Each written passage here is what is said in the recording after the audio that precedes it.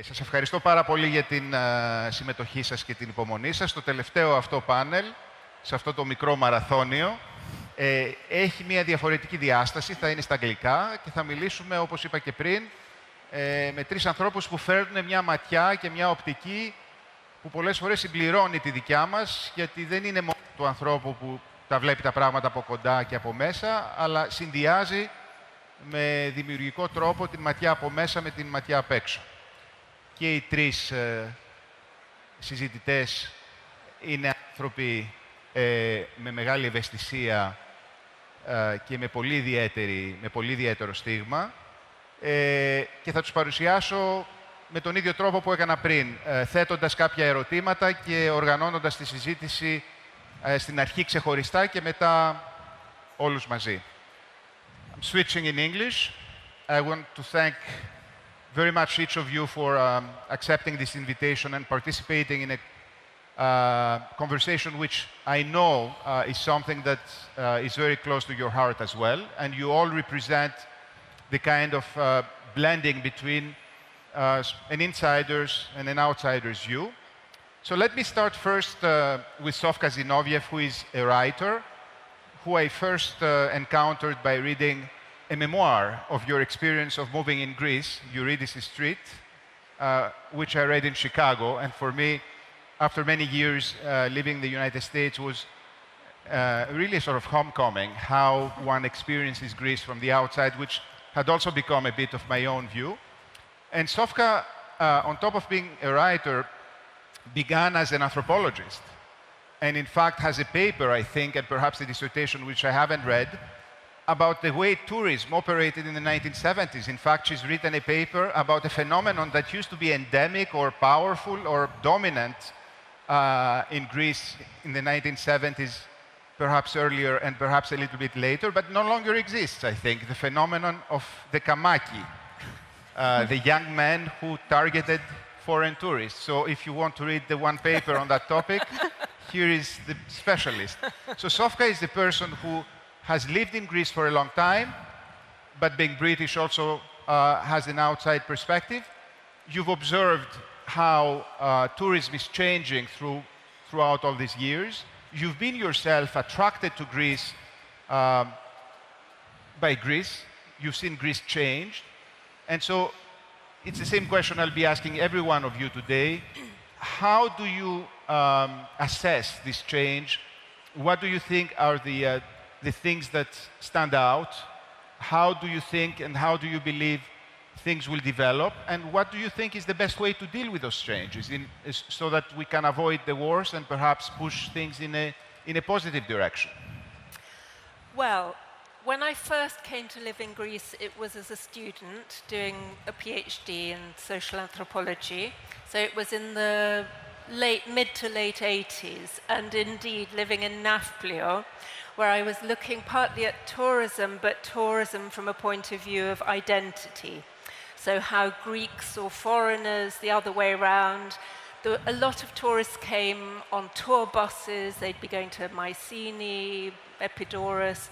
They'd arrive in Nafplio, and as you said, the Kamaikia were there waiting to pick up foreign tourist women. But to me now, looking back, as you implied, it's like ancient history. The Kamaikia, almost as much as the stones in Mycenae, it's a completely different world. How much has changed from then in the 35 years or whatever it is to now. I mean, looking back, I think one thing you mentioned before, what was obvious then was that there was not the awful development like in Spain, the Costa del Sol, the high-rise hotels. Greece felt much more remote from the rest of Europe. You could be a traveller, not just a tourist. And I really appreciated then the law that allowed everybody access to the sea, to the beaches, to the coast, which has also been said in the panels before us. This is sadly no longer so much the case now. I think the way that I see some of the changes happening before me now is living in the southern suburbs of Athens. So I've lived for over 20 years in Vouliagmeni, it's quite a good spot in which to see this development of the Athens Riviera, so-called. I'm not mad about that name, but here we are, it's what's being used, and it makes me think of Cannes or Nice or a different tradition, but this is what it's called. So in the little bay of Vouliagmeni, which is such a special asset for Athens, for both Greeks and foreigners, as you've been speaking about so much, that there's quite a big overlap of Greek summer and all the year, but who benefits from it? So across the bay, I see them digging out the marina so that it can have lots of big yachts and one super yacht, so-called, these gigantic great things in a very small bay, which is an amazingly beautiful thing for Athens to provide, relatively close for weekends, for summers. Suddenly we're going to have this completely out of proportion thing, and I think one of the elements that we need to look at is to do with proportion. I was very interested to hear about the development at Eλληνικό right at the beginning. There wasn't so much discussion of what it will mean to have this giant skyscraper tower with a casino in it and how that will relate to the landscape. So I think for me, one of the things I'm fearful about is the direction towards super wealthy luxury tourism. It was exactly what was just said in the last panel about smaller seems more beautiful again, as it might have been in the past. And then the other is, how do we look again at what Greece is offering? It was what I was looking at back in the 80s, late 80s as an anthropologist, but people come obviously for the beautiful landscape, the light, the ancient culture, but it is that Greekness, the traditions. It's very interesting when we think back to the 1980s, which seems now like ancient history. Yeah. There are two things that stand out. The first one is how we thought that things were terrible, that what was happening in the 1980s was something not necessarily nice. And now we see it perhaps with the lens of nostalgia as something that was quaint and perhaps not that bad. The second thing is how in the 1990s it was totally impossible to imagine what is happening today, and things are actually moving with much more speed. So it's even, I would argue, much more difficult to imagine how things will be in 10 years. And that's why in the first panel, I was pushing people to imagine a situation in which Greece receives, say, 60 million people to visit, and in which people who visit Greece make choices that we cannot imagine today. Yeah, terrifying. Yes. At the same time, everything that seems terrifying somehow has a redeeming side. Perhaps it is productive to think about how we can harness this kind of energy. It would be interesting to think about exactly how, and I'm turning to the other guests. So perhaps I will turn first to Nick. Nick Romeo is a journalist who is writing, among other, for many publications, including The New Yorker. In fact, I was reading your last piece about the Austrian village in the middle of nowhere, and I was thinking perhaps this kind of surreal setting would be a nice introduction to one of those pieces. And Nick has been studying ways in which people, especially at the grassroots, find to either process or to counter or to quote-unquote civilize economic developments that seem to be devastating. So how can we think about organic, small-scale solutions to problems that very often seem to be out of our hands? So what's your take on how things are developing with Greek tourism, and how is your experience reporting and writing about all these processes, perhaps providing some hints about potential interventions or solutions of that sort for the future? Sure. Yeah. Well, thank you for inviting me, and it's interesting to hear all of these different perspectives. You mentioned in the last panel and also in your original article in Catherine Marini the concept of a tragedy of the commons, and I think that's a very useful one for thinking about these kind of collection action problems whereby individuals are all pursuing sort of their private advantage, but to the ultimate destruction of the fundamental resource involved. So, you know, ecosystems and the environment provide a very obvious example, but you can make the same point for lots of cultural domains as well.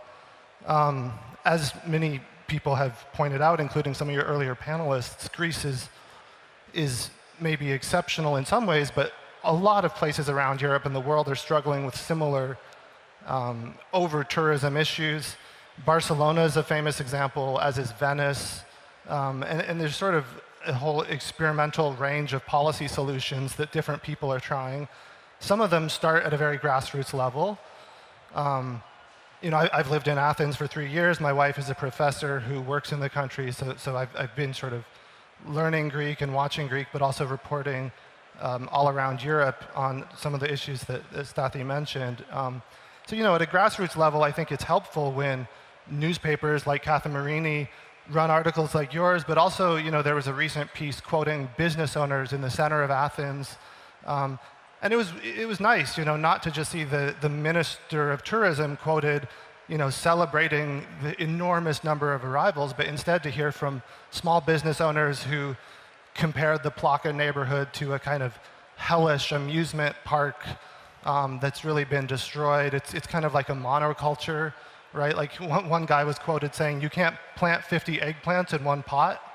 It's a pretty good, reasonable point about economic diversity. If you destroy everything and you just have a few international brands, then, you know, people, eventually including tourists, will not enjoy that place. It'll feel like an airport terminal. And to the point about the kind of the attraction of nostalgia, right? I mean, it's interesting to hear from folks not only from the 80s, but going back to the 1960s, right? Patrick Leigh Fermor was very worried about over-tourism. I have a nice quote from him here where he talks about Greece, and he says that, you know, if things continue, it's going to become, quote, an alien nightmare of bastard folklore and bad wine, which I think is not a bad description of lots of places in Plaka, right? And I think a lot of sort of younger tourists especially, you know, they just won't go to those places. Barcelona is not super high on the list. It's like, oh, that's been destroyed. That's a shame, but where else could I go? So this kind of self-destructive dynamic, I think, is like a fundamental thing to capture. And I think a lot of the conversation around, you know, economic growth and GDP entirely sidesteps important distributional questions, right? I mean, there are now more subtle economic tools where you can see, for instance, for any unit of increment of growth for the GDP, what's the actual distribution across the entire population, right? Which is a kind of very different question.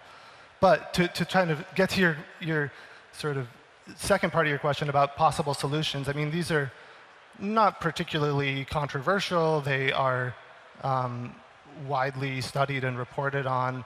You know, whether they're possible to be implemented is a very separate question, but just in terms of desirability, I'll just kind of outline the broad things that people are talking about, including the mayor of Athens, right? So one is a city tax on tourism.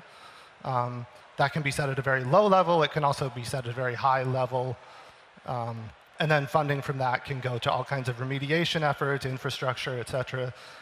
You know, you can also kind of attack things at an earlier level and have absolute limits to the number of direct flights daily, direct cruise ship landings at small islands. This is happening already in places like Croatia.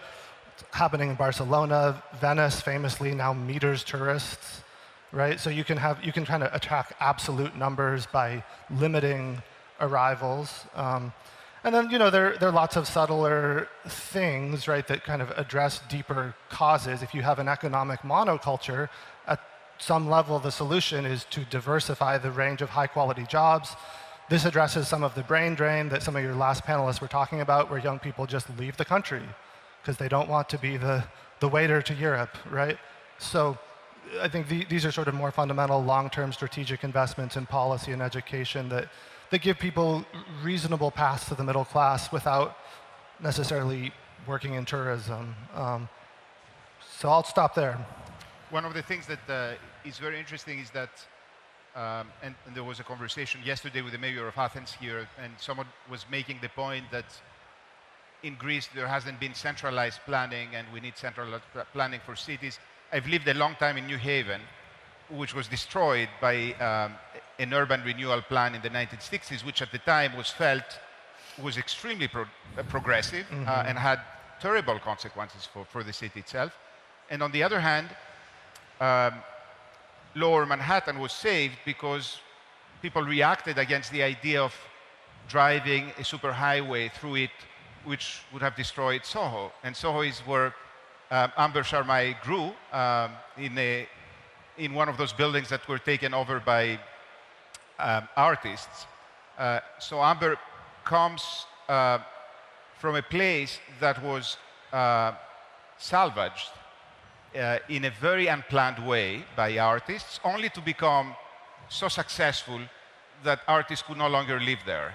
And Soho became a very different thing from what it used to be, but at least the buildings were saved, the place was not destroyed, which matters for something. Amber writes a lot about Greece, and she's one of the persons who is able to see in the details of Greek life, in things that are sometimes overlooked by everyone, including the wrapping paper that Greek fish shops, for example, use in order to wrap their products and things of that sort, elements of beauty and elements of what make Greece very special. So this is, in a sense, your superpower, the ability to discern the kinds of things that have particular value even when we don't pay attention to them. So bringing all this experience, growing up in a place that changed in a fundamental way, living in Greece and trying to understand all those aspects, how would you address the same kinds of issues we've been discussing today? Thank you for all of that and for the invitation, because it's a topic that means a lot to me, like all of us here. I think it depends on where you're talking about. We've been talking a lot about the urban center, but what I usually do is I belong to a group of travel bloggers, and we're invited to places who actually do need to be exposed. In contrast to all the over-tourism that we hear about, there are places that get a little bit forgotten. So they invite us here, and what's interesting about that is it's not usually a municipality. It's usually an individual effort. For example, several years ago, when the crisis with the refugees was particularly difficult in Lesbos, a woman who had a few rooms to rent, it's like, what can I do for my island? I love this island. And the tourism is down, and we're having a hard time because of the refugee crisis. She looks up and says, oh, the travel bloggers, let's invite them. Then she cooperates with all these people around the island, and the result of that is that the whole community wants to show who they are. It's a community effort, and they want to share what's special about their culture, and they're hoping that that's what we're going to share too. The larger result of that is that we start to care about the place very deeply. And whenever we have the opportunity to highlight something they're doing or something that makes them unique, we're going to do that. Likewise, we go to Kassos. Kassos requires a little bit of an investment of time to get there. You know, it's not really on the way. It's pretty dry. The beaches are okay. Kassos is magical. And the thing that makes it so wonderful is that the people who live there care about it really deeply. The man who invited us actually grew up in the Bronx. There's a big Kassos community in the Bronx, apparently. And what he does is he helps people connect with the authentic experiences of the island. So that's how we find ourselves in this dry island, quite literally making a beautiful meal out of a handful of flour. Because their pasta theirs, they have a handful of flour, they have a little water. They have this very nice technique where they kind of flick it off of a wooden board, and then you see all of this plenty amid all this dry place. And I remember we were speaking once if something is subverted by the fact that other people know about it, and I don't think so. I don't think that it compromises the authenticity of their cuisine, that I took it so much to heart in that moment. So let me explore this further, and I'll return to both of you. Is it possible for local practices, for a local culture, to be discovered, to be shared with others, and not to be subverted after some point? These are very sensitive, very difficult equilibria. How does one manage to sustain them, is the question. I so warmly support the idea of sharing these ideas. Because the fact is you have a remote village, a remote island. You have a lot of young people there. If the culture that they're interested in participating in, because what they're actually doing when they invite us is they're asking us to help create a demand for their identity. If there's no demand for their identity, instead of taking over your father's cheese shop, you're going to move to the city. So in fact, I think very conscientious and well-handled tourism can enhance local identity. It can become something that actually supports it. It's the thing that actually does ultimately sustain it. And then the people who experience that, in turn, have taken that into heart, and they really care about that place. It has a lasting impact, and hopefully a beneficial one. Well, thank you very much. Sofka, what do you think about that? Do you think, how was your experience been in that dimension? I think it's very much a double-edged sword, because I think we all know places, islands. I'm thinking of the island, I don't even want to say its name, where I've been going to for 25 years. It was remote, it took a long journey to get there, like Kassos, maybe not one of the most remote islands, but anyway, a long journey overnight, arriving in the middle of the night. If you got there in early July, as we would try with our daughters when they were little, it felt very empty. There were hardly any tourists. It was wonderful. Nowadays, you go in June, already it's hard to find a place to park the car.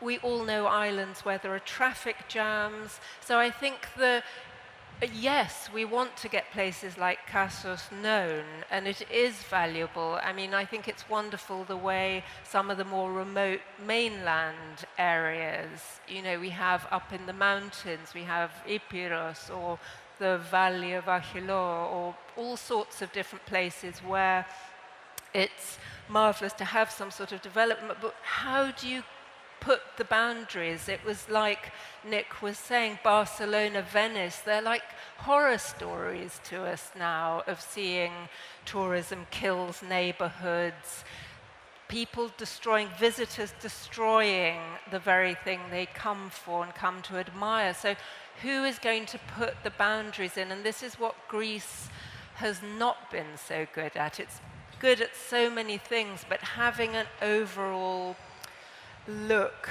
at where we put boundaries, who's going to stop big building happening. You were saying the high-rising hotels didn't happen in the past because of a lack of bureaucratic regulation. It was sort of by chance. So I think it's a really tricky one.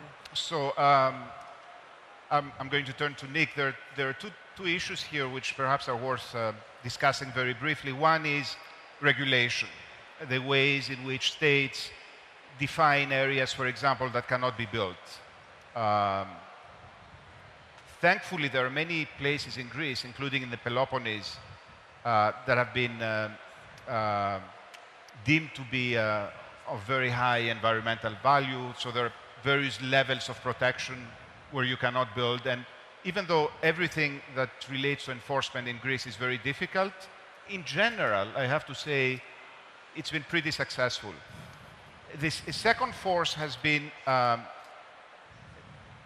bureaucratic complications, small property, which creates grassroots policing, in which one neighbor polices the next one, and so they don't allow each other to build things that are horrible. And also arrested development. Places like Zagori in Epirus was able to not be destroyed because it became a backwater, economically speaking. And then there is a third area where I think public policy could be much more imaginative, which is creating incentives that lead people to make the decisions that are beneficial collectively because they're also beneficially individually. Mm-hmm. And I think there is a lot of room for creative thinking about incentives. I'm wondering, based on your research and the work you've done, are you able to identify creative public policies at the level of individual incentives that can have these kinds of positive effects? Yeah, that's a great question, and I share your intuition that the solution is within that general area. You know, I'll just mention a few things that might be relevant without trying to kind of outline a specific set of policies that I think are applicable. You know, one thing is just to pay attention to absolute numbers. So, for instance, you know, the United Nations offers estimates on sustainability for major cultural heritage sites. I think it's pretty widely reported that this summer the Acropolis was having 16,000 daily visitors. You know, these sort of hypothetical thought experiments are useful, like Greece with 60 million people. Let's say that's roughly double current. What if we had 35, 40,000, 50,000 daily visitors at the Acropolis? You'd be hard-pressed to find archaeologists who would support that. I mean, the installation of concrete was already controversial enough. I think that would be pretty controversial. And it seems like the sorts of incentives and policies we need have to pay attention to absolute numbers, right? So it's one thing to have kind of public messaging campaigns where you have signs near the Acropolis saying, be respectful. If we look again at climate change as a good analogy as the sort of Uber, no pun on the California company, the Uber collective action problem of our time, these sorts of public message campaigns, they don't work. They don't have any sort of enforcement mechanism. There are no sanctions. You're just relying on goodwill. It's kind of like hoping that corporations will clean up their supply chains and reduce their carbon footprint. You know, you can hope that visitors will be respectful, but if there's 60 million of them,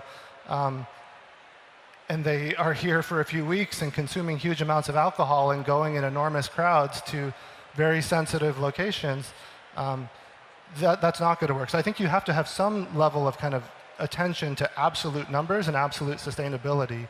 And, you know, another thing we haven't really touched on that seems very relevant is housing policy, right? It was mentioned in some of the earlier panels, but the flight of young people out of the city center, having to live with their parents for a very long time. You know, this also affects the sort of character of a city. It affects those young people, obviously, right? I think it's useful not to simply think about everything in terms of, well, if there are not enough young people, maybe the campaign, the hip brand of Athens will decrease. I mean, that seems like a fairly cynical way to look at things. You might also care about the experience of the young people, right, who have an hour-and-a-half commute and live at home until 35.